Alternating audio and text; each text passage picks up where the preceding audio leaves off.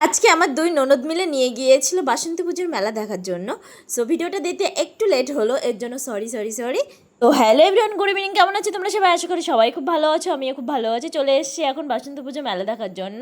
আজকে ছিল বিজয় দশমী, আগের দিন নবমীর দিনকে আমার মেয়েকে নিয়ে এসেছিলাম। আজকে এই জন্য ওকে আর নিয়ে আসিনি। এত ভিড়ের মধ্যে ও আইসক্রিম আর জাম্পিং ছাড়া কোনো কিছুই বোঝে না। এই জন্য আমি মনে করি যে মেলা থেকে ওর যে আইসক্রিম জাম্পিংয়ে উঠে শরীর খারাপের থেকে ও বাড়ি থাক, সুস্থ থাক, এটাই আমি মনে করি। আমিও খুব একটা বার হই না এই জন্য।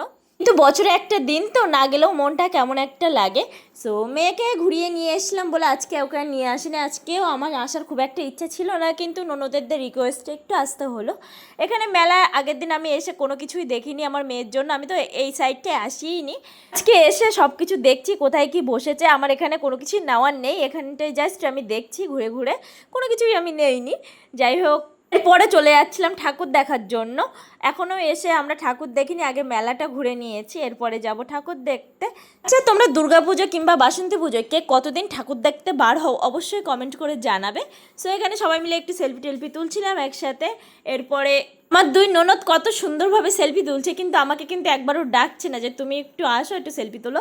আমি ডাকলাম যে দিদি ভাই চলো একটু সেলফি তুলি সবাই মিলে। ওরা দুজন কিন্তু সেলফি তুলেছে, আমার বলিনি একবারও। এরপরে ঠাকুর দেখা হয়ে গিয়েছে, যাবো এখন ফুচকা খাওয়ার জন্য।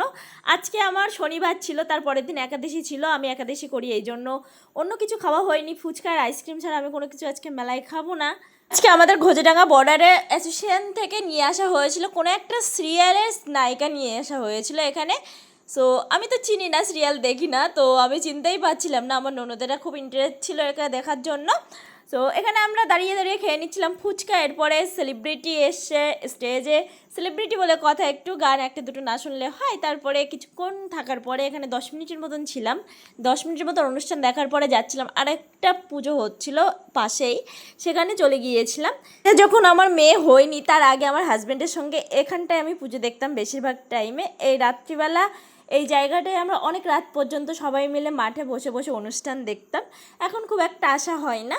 সো এখান থেকে বসে বসে অনুষ্ঠান দেখছিলাম, আর ননদ এনে দিল আবারও একটা আইসক্রিম, সেটাই খাচ্ছিলাম। এরপরে ঠাকুর দেখতে গেলাম, ঠাকুর দেখার পরে চলে যাব এখন বাড়িতে। সো টাটা বাই বাই, দেখা হচ্ছে নেক্সট কোনো ভিডিওতে। Love you all, see you soon.